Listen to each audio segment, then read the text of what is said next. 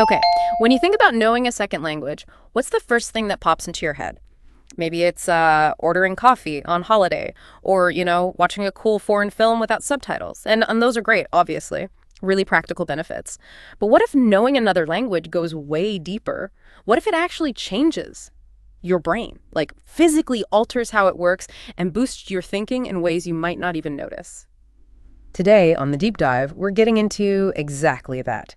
The amazing world of bilingualism and what it does to our brains and how we learn. We've got insights from, all over neuroscience research from NYU, big reviews of scientific studies, and even some practical tips from people who've actually learned languages. Our mission today, to really unpack what bilingualism is, figure out how it affects your brain, uncover those surprising cognitive perks, and give you some solid strategies if you want to harness this power yourself. Okay, let's unpack this. So, bilingual, we all kind of think we know what that means, right? Yeah, or knows two languages.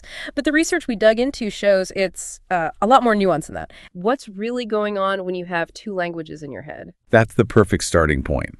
It really is more complex. You've got researchers like Lady Coate who define it pretty broadly as the ability to use two or even more languages. And they stress it includes everything: listening, speaking, writing. But then you have someone like Grosjean, a really big name in the field, who focuses more on the practical side.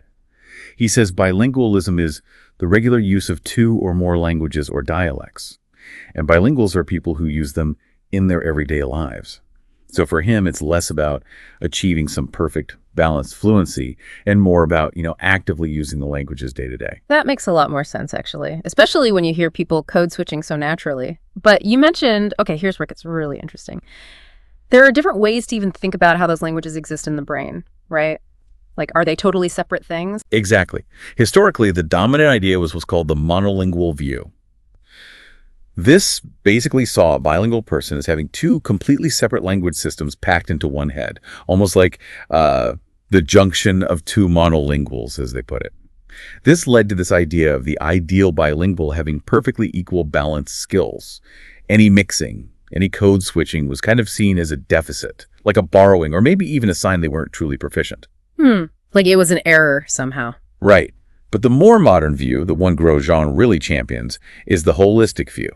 This perspective says, hold on, the languages aren't in separate boxes. They interact constantly within a single, unique language system.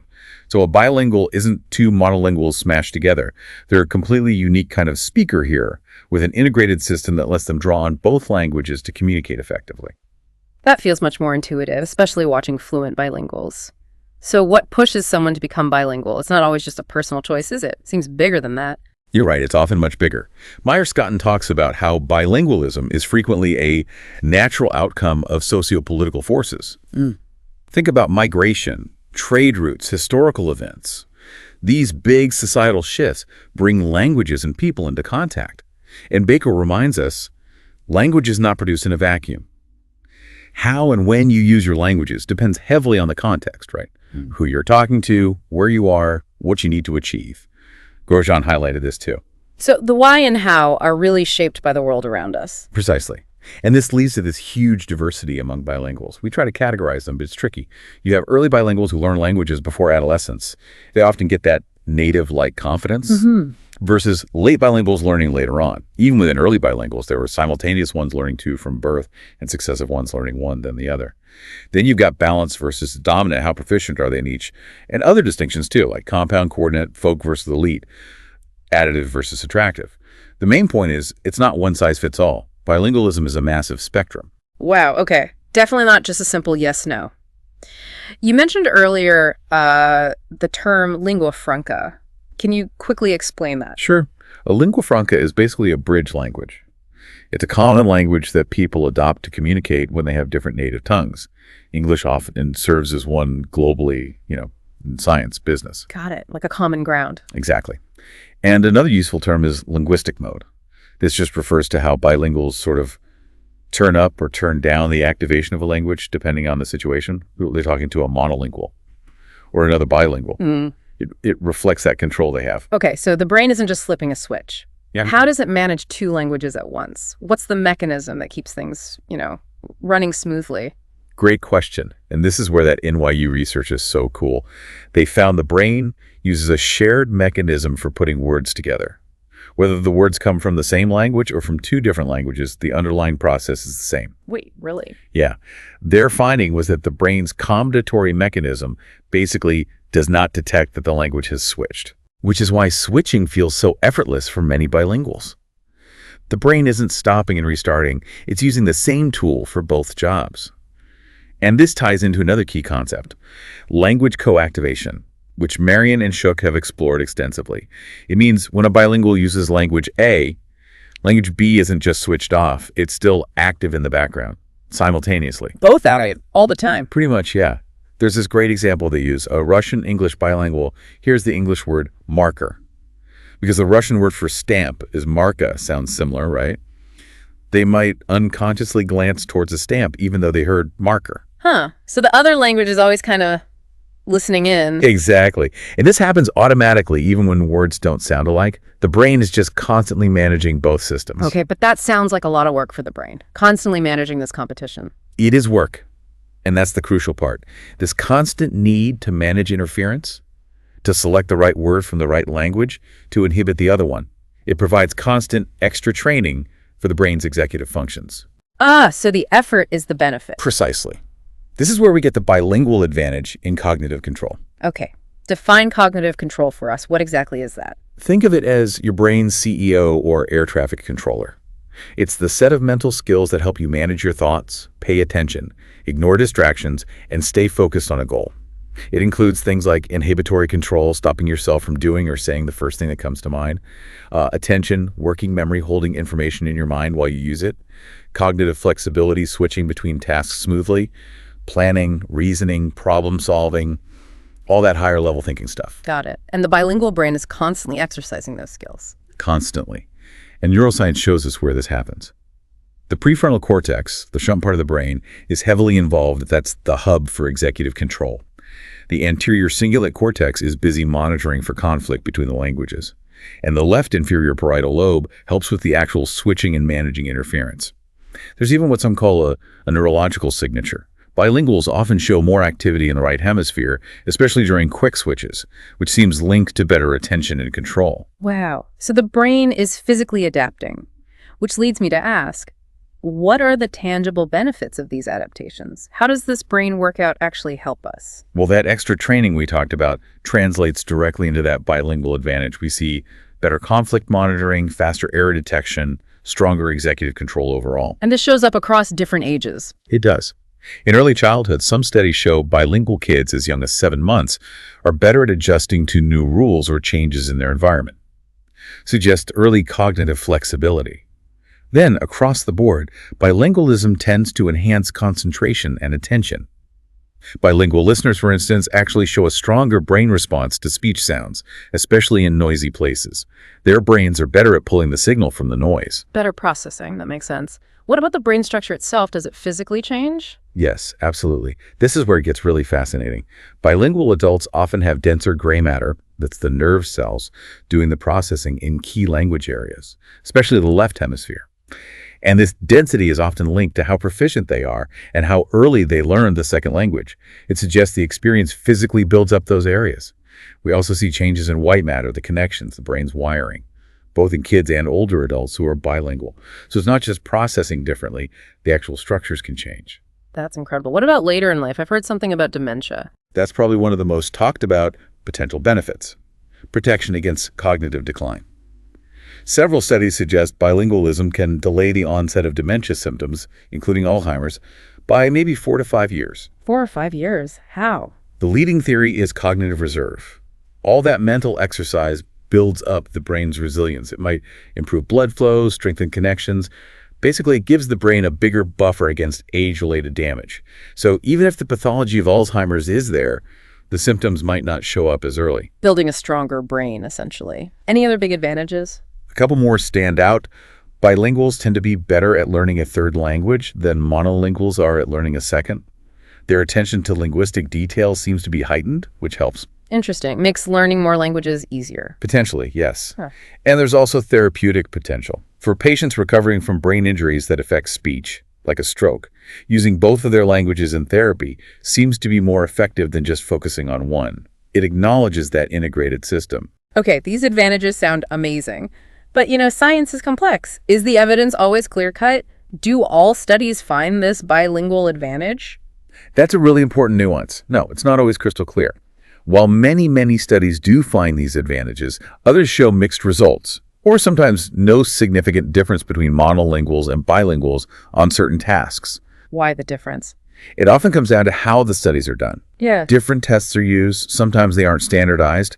The groups of bilinguals being studied can vary hugely in their language experience, proficiency, age of acquisition, socioeconomic status, education level, cultural background. These things matter too and aren't always controlled for. And there's something called the ceiling effect. If you give a group of young, healthy adults a relatively easy cognitive task, everyone might score near perfectly, right? Monolinguals and bilinguals alike. So any subtle advantage the bilinguals might have gets masked. The test isn't hard enough to show the difference. Exactly. The advantage often becomes clearer on more demanding tasks, or in populations where cognitive skills are naturally more varied, like older adults or people with clinical conditions.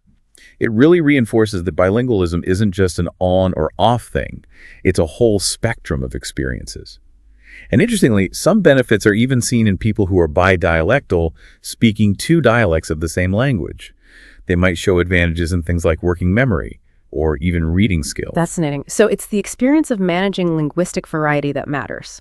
Okay, this is all incredibly motivating. If someone listening is thinking, right, I want some of these benefits, or maybe they're already learning a language, what are some practical things they can actually do? Great question. Drawn from what experienced learners do and research on learning strategies, there are definitely actionable tips. One big one, maybe slightly counterintuitive at first, is to actively try to think in the language you're learning, once you have a bit of a foundation, of course. Think in it, not just translate. Right. Try to form your thoughts directly in that language. It helps internalize grammar, makes vocabulary stick better, and stops you from, applying your native language's sentence structure where it doesn't fit. Plus, it quickly shows you what words you're missing. Second, really pay attention to the subtle nuances of native speakers. Not just words, but gestures, rhythm, facial expressions, even filler sounds like their version of, It helps you immerse more deeply and stops you falling back into your first language's habits. Get the whole cultural package, sort of. Exactly. Third, surround yourself with the language. Books, music, movies, obviously, but also news sites, social media like TikTok or YouTube in that language. Passive exposure helps. Active engagement is even better. We saw an example of someone keeping up their Spanish just by reading books. Makes sense. Keep it present. Fourth, find ways to use the language in your daily life, even if it feels artificial at first. Write your shopping list in it. Talk to yourself. Try using an idiom you learned. Maybe even sing along to songs. Just integrate it. Fifth, and this is key for vocabulary, try hard to avoid direct translation. Learn words through definitions in the target language, or through pictures, actions. Use translation as a last resort. This forces your brain to build connections within the new language. Train your brain to stay in the language. Precisely. And that leads to the sixth point. Embrace immersion and seek out speaking opportunities. Everyone says immersion is best, right? Get comfortable with being uncomfortable, with not always finding the words easily. Talk to people if you can. Even short, stumbling conversations are huge progress. Don't let fear stop you. Absolutely. Which ties into number 7. Embrace where you're at. Don't get hung up on mistakes or sounding bad. Just try. Most native speakers really appreciate the effort. And finally, maybe create a personal dictionary. Not just word lists, but writing down new words with definitions in the target language, synonyms, maybe a sentence showing context. The act of writing it helps solidify it. Those are fantastic, really concrete tips, and they sound like they tie into what researchers call language learning strategies, or LLS. Exactly right. All those tips are practical examples of language learning strategies, LLS. These are basically the conscious steps learners take to improve. Oxford, a key researcher here, groups them into direct strategies, things you do with the language, like memory techniques, flashcards, cognitive strategies, analyzing grammar, or compensation strategies, guessing meaning from context.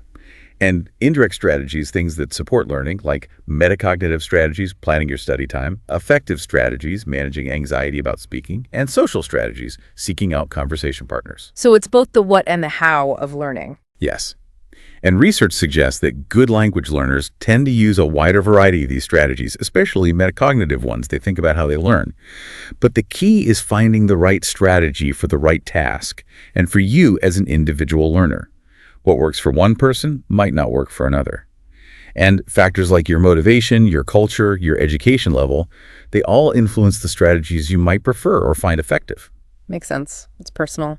Okay, we've covered so much ground. To help everyone listening really lock this in, maybe we can quickly recap some of those key terms we've been using. Good idea. Let's run through them. First, bilingualism itself. More than just knowing two languages, it's the regular use of two or more languages, involving that constant co-activation in the brain. Got it. Lingua franca. That common language people with different native tongues use to communicate, like English often is globally. The bridge language. Okay. Cognitive control. Your brain's executive functions, managing thoughts, attention, inhibition, flexibility, problem solving, the skills getting that bilingual workout. The brain's CEO. Right. Bilingual advantage. The boost bilinguals often show in those cognitive control tasks thanks to the demands of managing two languages. The performance edge. Language learning strategies, LLS. Those conscious methods, learners use direct ones working with the language, indirect ones supporting the learning process. Tools for learning. Language co-activation. The crucial finding that both languages are active simultaneously in a bilingual's brain, even when they're only using one. Both tabs open. And finally, cognitive reserve. That resilience or buffer the brain builds up through stimulating activities like bilingualism, which can help protect against cognitive decline later in life. The brain's backup power. Excellent. So after all this, what does it really mean for you listening? We've seen bilingualism isn't just about travel or movies. It's about fundamentally changing your brain, boosting critical thinking skills, enhancing how you learn, and maybe even protecting your brain health long term. It's pretty profound stuff. It really is. The research landscape is complex, yes, but the overall picture points strongly towards significant benefits from the bilingual experience. It's a powerful demonstration of our brain's amazing plasticity, how it adapts and changes based on what we ask it to do. So here's a final thought to leave you with. If learning and using a second language can literally reshape your neural pathways, sharpen your focus, make you a better learner, and potentially keep your mind sharper for longer, what does that suggest about the deep, perhaps lifelong value of embracing multilingualism, whether you start young or start today? What stands out to you about the power of the bilingual brain?